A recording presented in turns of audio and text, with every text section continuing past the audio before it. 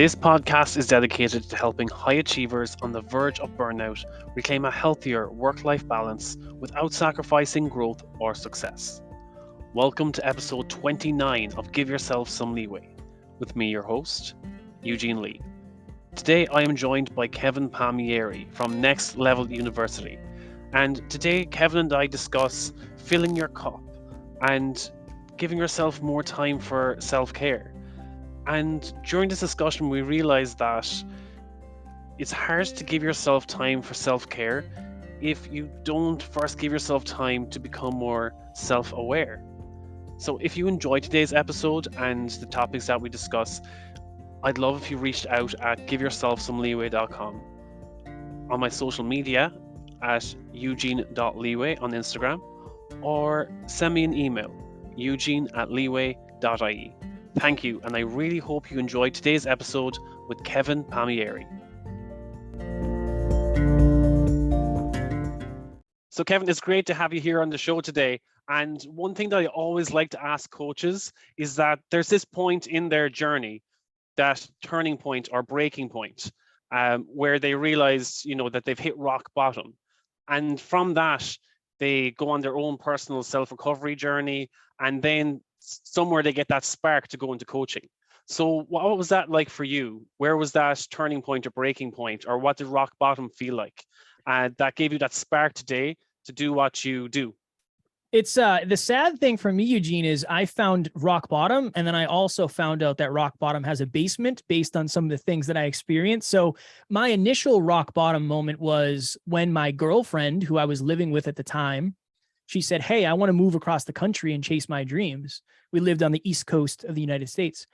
And I was such a scarce, insecure man that I gave her a million reasons why she shouldn't chase her dreams. And here I am today, like that's kind of my job.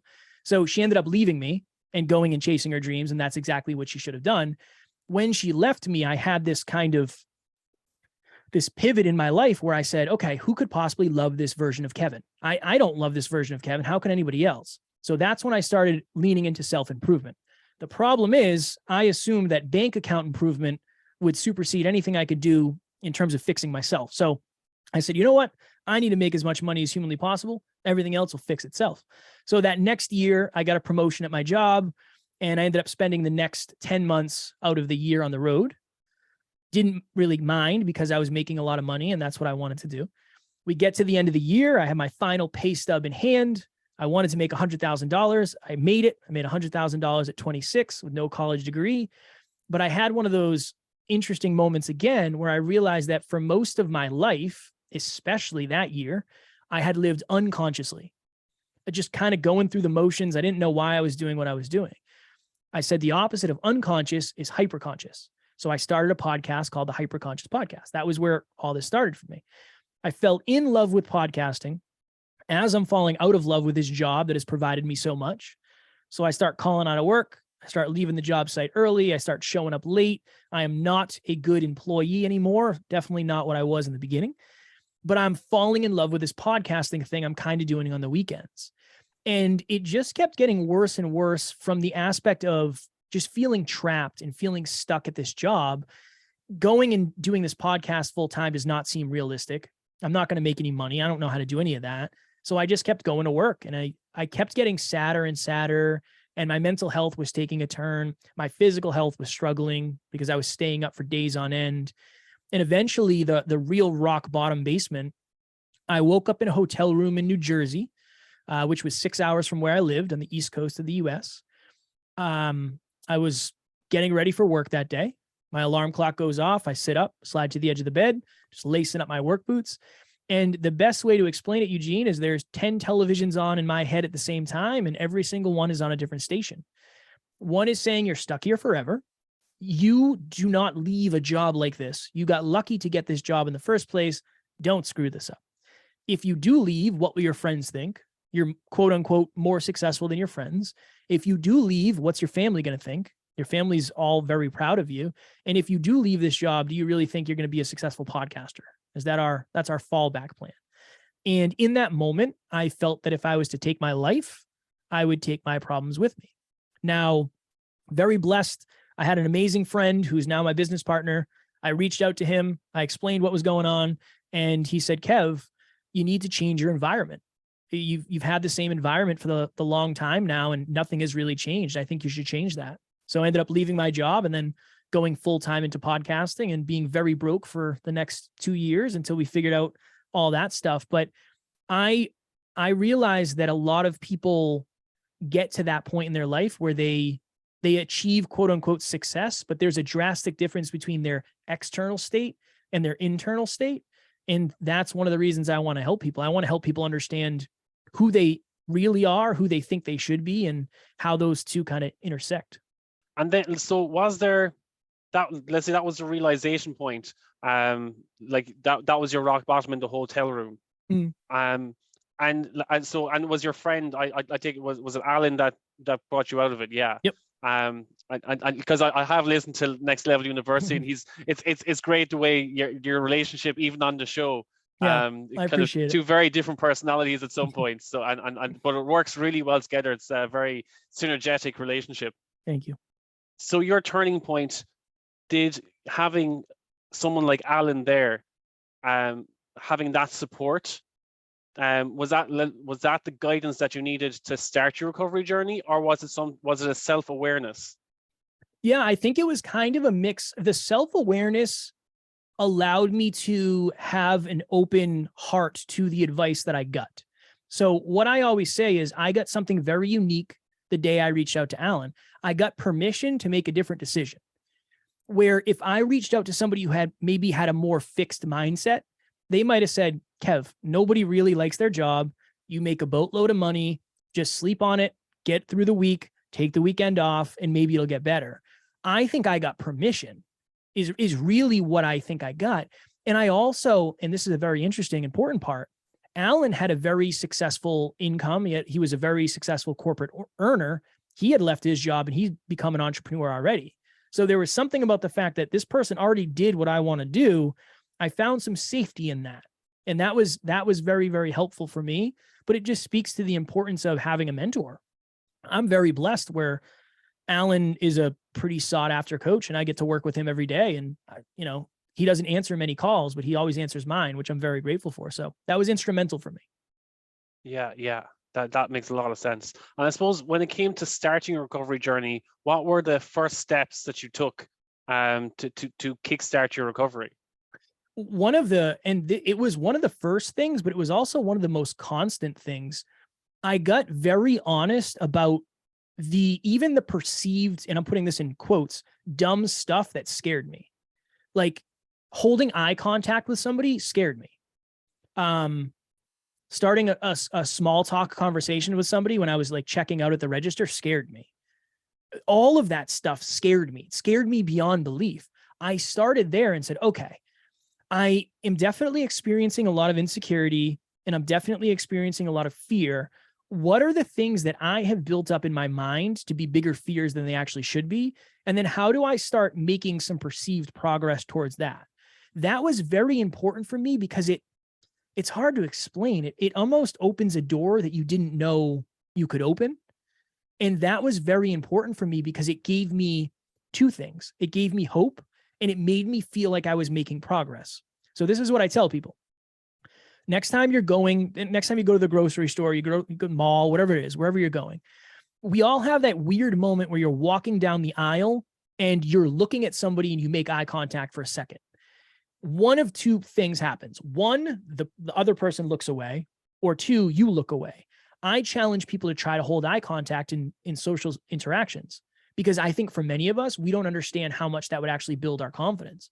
That's what really started to help me is I tried to prove myself wrong when it came to my fears, and I tried my best to prove myself right when it came to the things that I wanted to practice. Yeah, it's very interesting. Yeah, and kind of overcoming it's the kind of social anxiety and the fears. Yeah. It's a good starting point.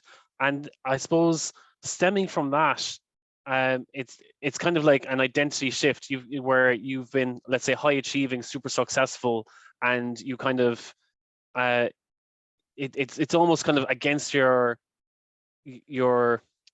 let's say behavioral structure, your beliefs, to take a step back and reassess everything. Yeah, that was one of the hardest. That was one of the hardest things is we have an identity that we believe about ourselves, but we also have an identity that we want people to believe about us. And for the longest time, I was the tattooed bodybuilder with a fast car, the hot girlfriend, and the boatload of money. When I left my job, I was single as can be and lonely. And like in the beginning, I wasn't making any money. So that left. But I also think it's one of those interesting things where at some point you're going to have to shift your identity. It doesn't mean you have to break it down to the ground completely. But if you think about it, there's really only three identities. There's your old identity, there's your current identity, and there's your future identity. I had to get out of my old identity and focus more on like, what's the new identity? And that was a really, really hard thing. And I notice this a lot with people. I work with a lot of like higher level entrepreneurs and CEOs and stuff. When they're starting something new, like a new business or whatever, there's a lot of mental stuff that goes on because it's almost like your success doesn't matter anymore. You're starting new. You're in a new environment. You're in a new industry, and you have those same thoughts of, oh, my identity is not the same here. So that was one of the biggest things, one of the hardest things. And I think that's one of the things that stops people from taking that risk, because we have our internal state and our external state. A lot of us, we're really relying on our external state to make our internal states feel good enough. Once you get rid of that external state, that's a whole new ball game. Yeah, it's kind of like what you can control, understanding what you can control and what you can't control. Yeah. Yeah. And you can't really control. I mean, in the beginning, when you're looking at the truth of yourself for the first time, there's not a lot you can control. You can control how much you look at. But I remember having those thoughts of like, I mean, I'm afraid of just like minuscule things. Like I'm afraid of starting a conversation with a stranger. Like what does that mean about me as a man? And again, if you have that, I'm not judging that. Trust me, I dealt with that a lot, and I still deal with that at some points. It was that level of truth, like the level of truth you're willing to recognize about yourself is also the level of possibility you're creating for change. Like there's a fine line, but you can definitely get too much truth too quickly if you look in the wrong places. Yeah, and I suppose there's a lot of different ways that can manifest itself, why you're afraid of talking to a stranger, whether it feels that whether it's coming from maybe your own imposter syndrome, where you feel like you're not capable of or competent to hold a conversation with them, that you're comparing them, that they're somewhat above you. And it's kind of that internal like mind battle constantly going on, all these intrusive thoughts telling you not to engage in that conversation, and all these kind of or maybe it's past trauma or something, and it's trying to become aware of why you can't approach a stranger, or even, as you said, kind of at a checkout, not being able to make the small talk with a stranger. It's trying to understand where those anxieties come from. Yeah, I think the base of it for most of us is fear of judgment. I think that's really the base of it. Is if I walk up to Eugene and I try to have a conversation and Eugene rejects me in any subtle way, I'm going to feel that judgment from Eugene. And I think that's what stops a lot of us and this is the hard part. If you can stay within yourself and say, honestly, and again, this is very challenging, but it's not that big of a deal. It's not the end of the world. I remember, Eugene, I was in the gym one day, and there was this girl there that I used to see. This was long before I was married. And every time I'd say, I'm going to approach that girl. And I'd be like, nah, I'm not going to do it today. And I'd always feel terrible about myself, like I let myself down. Every time I'd see her, I'm going to do it. No, I'm not going to do it. I'm going to do it. I'm not going to do it. Eventually I did it. And she rejected me. She said, hey, I appreciate that very much. I think you're handsome, but I have a boyfriend. Oh, right in the heart. But it felt better to get rejected than it did to have the what if moment. And I just think it's kind of like that. I mean, if you're trying to hold eye contact with somebody, there's not really a high level of rejection.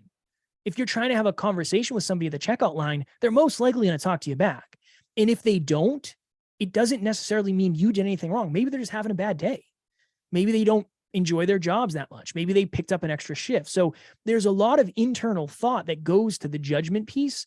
But I think when you start to practice it, you could start to notice different patterns, and it helps you hopefully keep it a little bit less personal. And sometimes you'd almost forget that maybe they're in the same boat as you. Maybe they have the same problem approaching strangers or making small talk. Yeah. And it's just trying to realize that maybe you're both on the same level and trying to find that starting point. Yeah. And that level of understanding. Yeah. Most of us are afraid of like kind of the same things, just on different levels. That's why I don't think the advice, like, just don't care what people think. It's like, yeah, cool. I understand what you're saying, but that's like saying just don't get cold. Like, there's a big difference between not caring what people think and then understanding how you respond to the way somebody thinks. There's a big difference between those two. And I think we all deal with that in our own unique way. Yeah, 100%. I suppose kind of getting back to, let's say, recovering, and again, self-awareness is a big thing, is a major starting point. Getting self-aware of both your surroundings and your environment. I suppose the next real step is from my experience, is learning to self-care. And because especially when it comes to burnout, like in my case, or people getting stressed in the workplace, or any like new journeys, it's usually because you come from a state of where you're, especially if you're a high achiever, or coming from a job where you're super successful, you have the mindset where you're probably burning all burners at the same time, and you're working at max capacity, and you sometimes forget to take a step back and fill your own cup first before you start pouring into other people's cups. It's hard because I think a lot of us, our natural tendency is just to say yes and then think about it after. When I wonder if we just thought, like, I'm going to say no first, or I'm going to think about it. I'm going to say no, let me think about it. One of the things that I've realized over the last 5 years is many people don't actually know what fills their cup. So I think there's a big difference between rest and relaxation and reckless relaxation. Just as an example, last weekend, I stayed up until 1:30 in the morning, 1:30 in the morning, and 11:30 at night, 3 days in a row. I thought I was filling my cup because I was watching UFC, spending time with friends, and I watched the Super Bowl. I woke up Monday and I felt like I got hit by a truck, because although I wasn't working, I was not actively resting. And I just think it's very important that you understand and admit this to yourself. What actually fills your cup?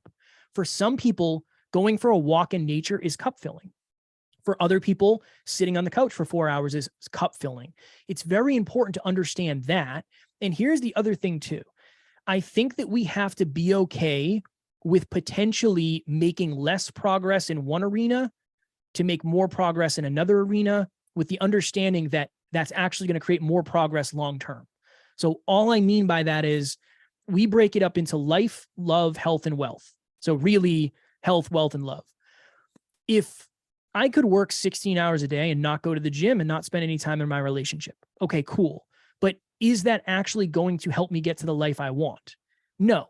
So what if I put 9 hours into work, 2 hours into rest and relaxation, and 1 hour into my relationship? And in the morning, I put an hour into fitness. I think that's kind of the understanding, is we have these separate buckets. And it's like, well, if I spend more time with my partner, if I spend more time on self-care, I'm not going to be as productive. That's not necessarily true. Just because you're not working, quote unquote, doesn't mean you're not preparing to work again.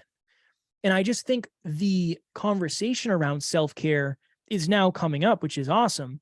But I think a lot of people assume if I'm not doing, I'm not succeeding. If I'm not doing, I'm not progressing. When in reality, sometimes you not doing is creating the fuel for you to do better tomorrow. And I think that's a very important understanding and a very important practice. It's obviously hard when you have a lot of priorities, but you have to be honest with yourself about what matters. What matters? Do you want to be a millionaire and have no relationship? Cool. That's a thing to do. Do you want to be a millionaire and not have the use of full function of your body because you haven't taken care of it? I mean, that's your own prerogative, but until you're honest about it, it's very hard to do anything about it. Yeah, like a lot of that just resonated with me just now, because it's coincidentally I sprained my ankle at work this week, and I had to take it off, just rest and recovery, literally just put my feet up, and that's something that I have never done before. Yeah. And I'm going to the gym at 3 a.m. 3 times a week kind of person, like before work some days. And when it was like, put your feet up, and it was like, oh, now I can't go to the gym. Next thing, it kind of almost forgot that I can barely walk. So why am I thinking about missing out in the gym? Yeah. And the same at work, and I'm feeling guilty about, oh, I can't go to work. And I'm like, I can barely walk. I can't drive. How the hell am I going to work? Yeah. Because of a fairly physical job. So it's kind of that understanding where you have to realize that you have to fill your own cup first. I'm not going to be able to go back to work until I'm rested and recovered. Yeah. And until I can walk in that ankle again. And it's trying to, again, it's different to, let's say, in a way, it's different to when you're burnt out or stressed out, because there's something physically stopping you. But I suppose in the same sense, it's actually worse when there isn't, let's say, a physical warning sign, because if it's happening in your head, sometimes you can overlook it and it gets a lot worse. Yeah, I'm dealing with a little bit of that right now, where I just had a talk with my business partner, and I said, hey, I got to change my hours. Like, my hours of availability are too much. I'm burning down. I'm doing too much. And here's the interesting thing. If I just wanted to do podcasts and coaching and business, I'd be totally good. The problem is I'm not upkeeping what I want to do in the gym. Now, I don't really recognize it until I get the feelings of guilt in the morning of, hey, I really want to do better when it comes to fitness. That's my own standard. I've set my own standard. I think that's an important understanding to have. But I think that's why you have to sit down and say, like, what's important to me? What's important to me? Because when you realize that, and when you're aware of that, it's easier for that not to fall under the radar. Like, what's important to me is vastly different than what's important to Eugene, vastly different than what's important to my business partner. For him, if he watches a movie on Saturday, he's good. That's all he needs. That's his R&R. That's all he needs. For me, that would drive me crazy. I need more than that, because I'm wired differently. Now, here's the other thing too. When it comes to setting goals, I find that many of us were setting goals in one dimension. I will make X amount of dollars this year, X amount of dollars by this date. The problem is we're not taking into effect how that affects family and fitness. That's another important thing to understand, is when you're setting goals, you're also kind of having an agreement with yourself of whether or not you're willing to give things up. And a lot of us are just doing that unconsciously. So that's, when we set our goals this year, we said we could hit X mark, but our relationships and our fitness would take a giant hit. How do we lower that so we can actually pour into 3 cups at the same time? That was our approach this year. Yeah, it's again trying to find what your top priority is. Yeah. And some things do take a sacrifice as a result. But yeah, I think it's trying to find that understanding. Again, that comes back to self-awareness and trying to understand, what do you truly want to prioritize this year? Yeah. And be honest. I told my wife this. I don't value fun, unique experiences as much as she does. That's just not the way I'm wired. That doesn't fill my cup to the same rate. For me, it actually drains me, because I'd rather be at home conserving energy. I just like to be a recluse. I like to lay on the couch and watch TV when I'm R&Ring. That's what fills my cup. But that was a very potentially fearful conversation to have of, hey, just so you know, I'm going to do all this because I know it fills your cup, but it's not necessarily as sustainable for me as it is for you.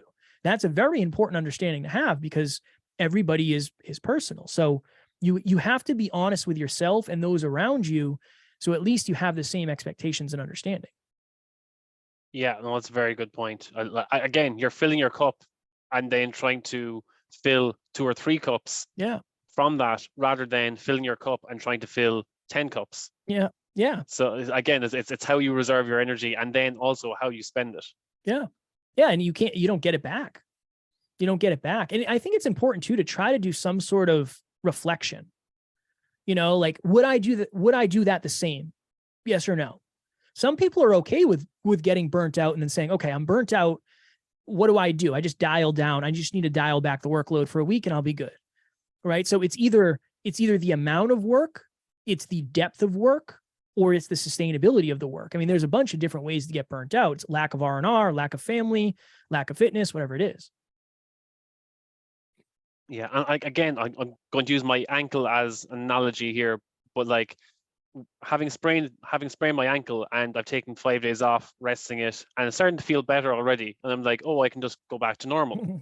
But I know if I go back to normal now, I'm going to have an ankle the size of a golf ball in a week's time.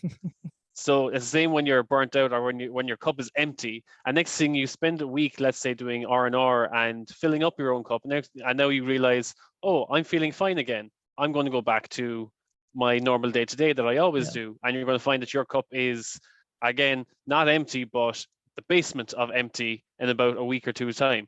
Yeah, it's smaller.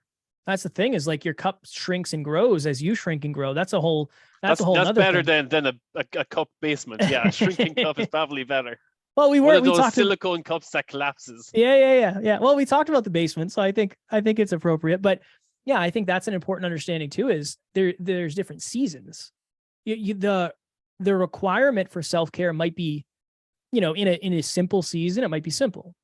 In a challenging season, it might be more challenging. It might require more. It's just one of those things where you just, again, we're going to beat this to the ground, but it's the awareness. If you don't have awareness of what self-care, filling your own cup, if you don't know what that means to you, you're probably always going to be burnt out. You have to understand, like, what is maintenance for me? When you take a plane, they have the same procedure every time. Like, we're going to bring it in, and this is what we do. This is a standard operating procedure. Boom, boom, boom. Good to fly again. It's based on the fact that they know how much it can actually handle. So it's just very important. Self-awareness it's the game. I mean, it is everything at the end of the day. And again, I suppose bringing back to filling the cup and stuff. And as you said, when you said to your wife about unique experiences, and that's you setting a boundary as to what you choose to pour your cup into. When it comes to, let's say, relationships, careers, and let's say in the workplace, and like, how do you set those boundaries? How do you approach setting those boundaries when it comes? Sometimes it can be easier having that conversation with, well, depending on your relationship, whether it's easier to say that to your manager or to your spouse. But how do you have to be delicate in your approach, or what's the best way to approach someone about setting that boundary about where you fill your cup, or how you fill their cups? Yeah, I think one thing we say is it's you become a vulnerable problem solver. So I think it delicately is a good way to put it, but I think vulnerably, vulnerable problem solver basically means I feel X way. So based on the amount of work I've been doing over the last 3 months, I feel like I'm on the verge of burnout. And I'm afraid that if we keep running at the same rate I've been running, I'm going to need some extensive downtime. So that's like an example of something maybe in more a corporate setting. But I think you lead with, especially in a relationship, you lead with feeling.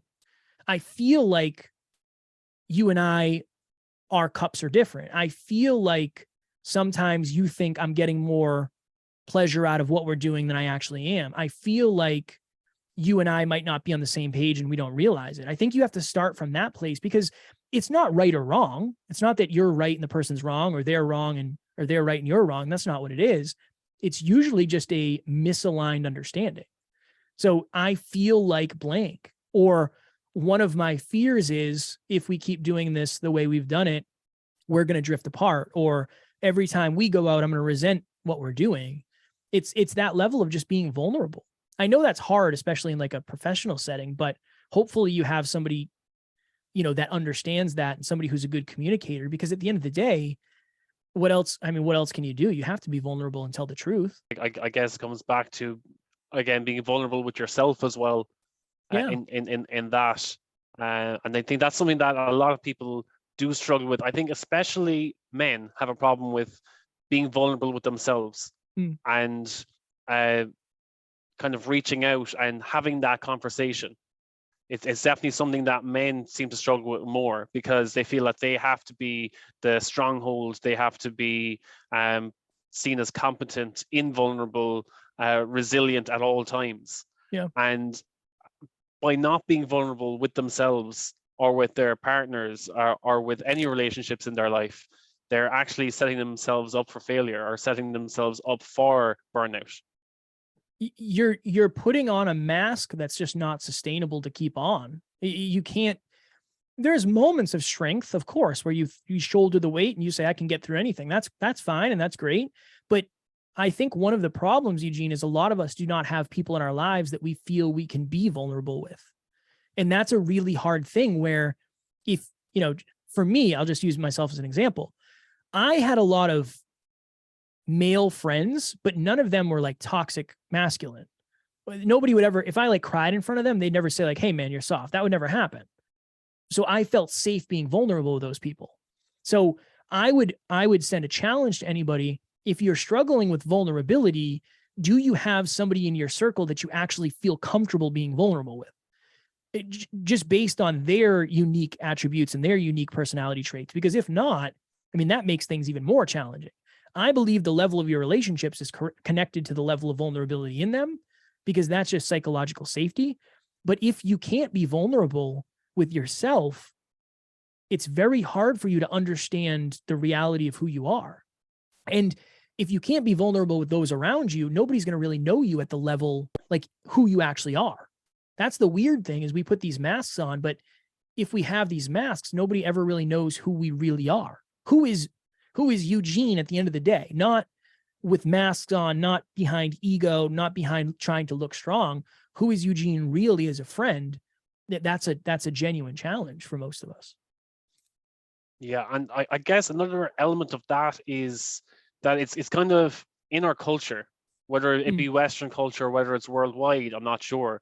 But there seems to be like this societal pressure that we have to be resilient at all times, or we have to have that mask at all times, especially in our careers, that we can't show that we're weak or incompetent in our roles, that we have to come to work with that mask at all times, that we're not allowed to show that weakness, or we're putting ourselves at risk.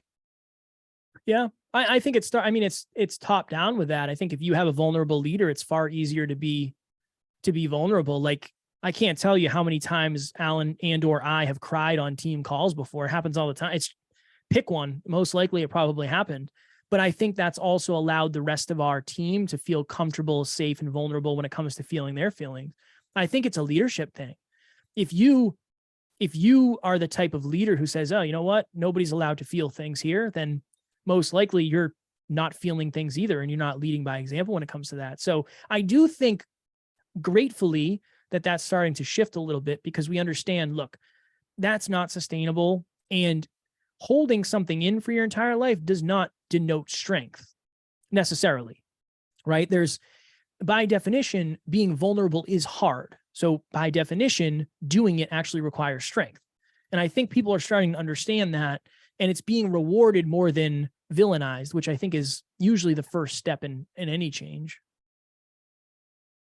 Yeah, I think I'm seeing that a lot, where people are being more open to being vulnerable. And that's one of the reasons why I started this podcast, actually, about giving yourself some leeway, was to help open that conversation, to destigmatize mental health in the workplace, and so that people can start talking about stress in the workplace, and that they're feeling burnt out, and becoming more aware of signs that they are burnt out. Because I think for a lot of people, they are experiencing it, but they're just not aware of the signs and symptoms. And again, it's not until their cups are empty that they hit that rock bottom, or that breaking point, that they start realizing. And I from our experiences, we don't want people hitting that rock bottom. Of course we don't. So it's about getting that message out there and getting that awareness out there, so that people can have that open conversation and get the help that they need. Yeah, 100%. I think a good little exercise for people is to sit down and write down what are the core behaviors that you value. So like, what are the core behaviors? Walks in nature, spending time with family, going to the movies, whatever. And then ask yourself, okay, how often am I actually doing these things? I mean, I know it sounds overly simplistic, but again, we often just kind of go through life. It's like Monday to Friday or Monday to Saturday. Okay, now it's Monday again. I think we try to schedule out time to work on ourselves. And I think if we sat down and just said, you know what, today, I know it's Sunday, I know I want to rest. Let me just write down 5 things that I know fill my cup. And then here's a little thing you can do. On a scale of 1 to 10, how much time am I putting in? On a scale of 1 to 10, how much R&R, how much fulfillment, how much joy am I getting out? So say I'm putting a level 5 into the gym, but I'm getting a level 7 out. Ooh, interesting. That's positive. I should probably do more of that because it's going to fill my cup more. On a scale of 1 to 10, I'm putting a level 7 into outside family. I'm only getting a level 5 back. That's actually leading me to, maybe I want to spend less time with my extended family. Those are the difficult conversations to have, but that's the truth. And if that's your truth, that's the only way to operate moving forward. Yeah, that is a good tool, good analysis to have. And I think sometimes we kind of get answers from ourselves that we almost don't want to hear. Yeah. That like the answers that we are searching for are already within ourselves, and it's not until we ask the right questions that we get the answers back. And sometimes the answers that we tell ourselves, which is the truth within ourselves, are answers that we don't want to hear. Yeah. Understandable. I think there's a lot of that fear of judgment. I'm the type of person who I don't really value family time as much as other people. Especially with my wife, I do, but the rest of my family, that's just not the way I was raised. So for me, it's like, that's not abnormal not to value that as much. I love my family, but I don't see them every week. I see them every couple months. That's just the way I am. For a long time, I felt shame about that. I wouldn't say that publicly. I'm sure there's people that'll hear that and say, oh, wow, that's okay. That's my prerogative. And that's what I've come to admit. I've had other clients who say, yeah, you know what? I value the mission more than my family. That's okay. I understand. As long as you're not mistreating anybody, of course, but that's okay. That's your personal preference. And you admitting that is actually good for you because it's going to help you fill your cup. It's going to help you be aligned. It's going to help you stay fulfilled. But yeah, it can definitely be uncomfortable, but learning about yourself can be, it can be uncomfortable. And I think that's why a lot of us avoid it. Yeah, I again, it's all coming back to awareness and kind of that self-realization and kind of being true to yourself. It's sometimes that truth is hard to hear, and yes, you can feel ashamed to admit to those truths as well, because again, when it comes to societal pressures, family pressures, relationships, and your friends and everything, and you start feeling that these things that you need to do for yourself, all the self-care, at first it feels selfish because you realize, oh, I'm failing this person, I'm failing that person, I'm failing my job, I'm failing my relationships, by taking this time for myself, I'm failing in all of these other aspects of my life. But it's about what gives you energy and what's draining you, and understanding that you can't give yourself fully to the things that you enjoy or the things that give you purpose, that give you fulfillment, if you're being drained by all these, let's say, negative expenditure activities and outlets in your life. Yeah. Yeah. I mean, it really is self-awareness, because if you don't know what fills you and what drains you, you can't pull the right strings. That's the big part of my story is the year I spent 10 months on the road, I traded in the certainty of knowing where I was going to sleep. And I traded in the time freedom that I valued so much from that job. It's like I traded in 2 of my biggest needs to get one of my other needs met. No wonder why I was burnt out. I wasn't actually filling my cup. I was filling the bank account, which is great, but it all comes back to that understanding of, what do you value as a human being? How do you do more of what you value and less of what you don't? And I know it's overly simplistic, and I know circumstantially it's hard to do, but I think that's the life of fulfillment we're all chasing. Yeah, this has been really, Really insightful. I suppose when it comes to this, I like with self-awareness and self-care, what would be your top takeaways Mm. when it comes to self-awareness, self-care? Let's say if we want to do, let's say, a TLDR version of this. Self-awareness, for me at least, self-awareness has always been based on asking myself questions, not only in reflection, but in the moment. So anytime I had an experience, I would reflect and say, okay, why did Eugene make me feel safe? What was it about Eugene? A good listener, didn't interrupt me. Okay, cool. What was it about Eugene that made me feel scared? And that's not the truth, but then I would come up with an answer.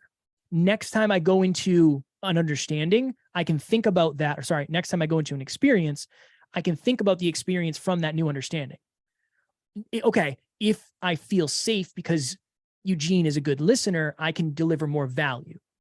Like for me, it was always when I asked myself questions in reflection, it helped me ask myself questions in the moment. So that's what I would say about awareness. Ask yourself questions.